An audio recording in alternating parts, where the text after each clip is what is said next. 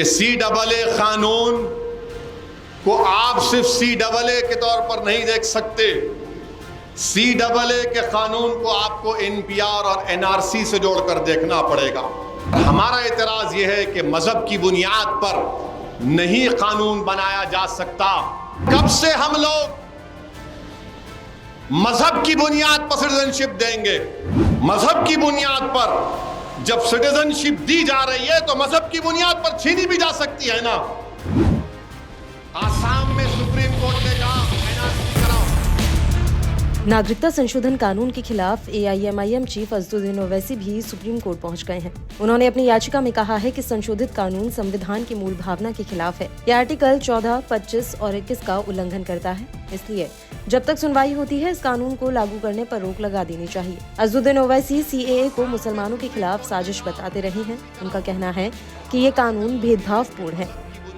मैं पहले भी कहा और आज भी कह रहा हूं कि CAA कानून को आप सिर्फ CAA के तौर पर नहीं देख सकते।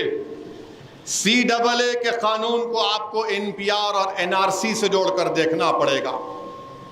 अब ये बीजेपी और संघ परिवार के लोग बोलेंगे, तुम क्या नहीं चाहते पाकिस्तान, अफगानिस्तान, बांग्लादेश के हिंदू, सिख, ईसाई, ये बौद्ध मजहब के लोग भारत को आ जाएं, ये उनको शहरियत ना मिले? मैं कभी खिलाफ नहीं था। अरे जब हमने 2 नेशन थ्योरी को रिजेक्ट किया, मुस्तरद किया, हम क्यों उसकी मुखालिफत करेंगे? कोई अगर हमारा हिंदू भाई पाकिस्तान, बांग्लादेश, अफगानिस्तान से सिख आ जाए, क्या CAA कानून से पहले उनको सिटीजनशिप देने का कानून नहीं था?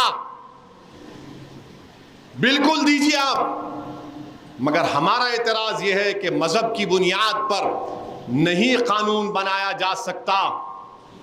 लोग बार बार मुझसे कहते हैं, तुम क्या बोल रहे हो, तुम्हारी शरीयत तो नहीं लेंगे नसरुद्दीन।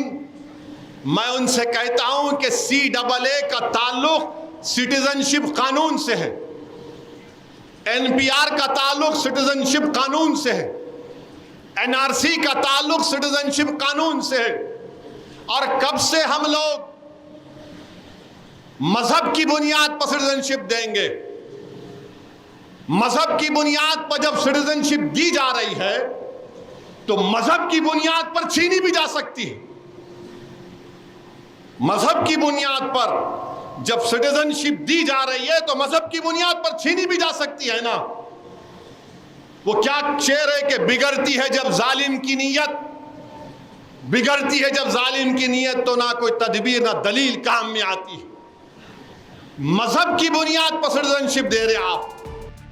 बता दें कि CAA पर रोक लगाने वाली कई याचिकाएं सुप्रीम कोर्ट तक पहुंच गई हैं। कोर्ट इन याचिकाओं पर सुनवाई के लिए भी सहमत हो गया है और 19 मार्च की तारीख दी है। बता दें कि 2019 से ही करीब 200 याचिकाएं सुप्रीम कोर्ट में फाइल की जा चुकी हैं, जिन पर सुनवाई पेंडिंग है। नागरिकता संशोधन विधेयक 2019 में ही संसद से पास हुआ था, हालांकि इसे अब केंद्र सरकार ने लागू किया है। नागरिकता संशोधन विधेयक 2019 के तहत पाकिस्तान, बांग्लादेश और अफगानिस्तान के उन धार्मिक अल्पसंख्यकों को भारत की नागरिकता दी जाएगी जो कि 31 दिसंबर 2014 से पहले भारत आए हैं। इस कानून के तहत ये प्रक्रिया तेज की जाएगी। इसमें हिंदू, बौद्ध, सिख और पारसी शामिल होंगे। विपक्ष का कहना है कि मुसलमानों को कानून के तहत न शामिल करना धार्मिक भेदभाव है और संविधान के खिलाफ है। ओवैसी की मांग है कि नागरिकता संशोधन विधेयक की धारा 6B के तहत सरकार किसी को नागरिकता प्रदान न करे। नागरिकता संशोधन विधेयक पास होने के बाद भी पूरे देश में इसके खिलाफ प्रदर्शन हुए थे। कई जगहों पर आंदोलन हिंसक हो गए थे। बाद में कोरोना लॉकडाउन के दौरान विरोध प्रदर्शन थम गए थे।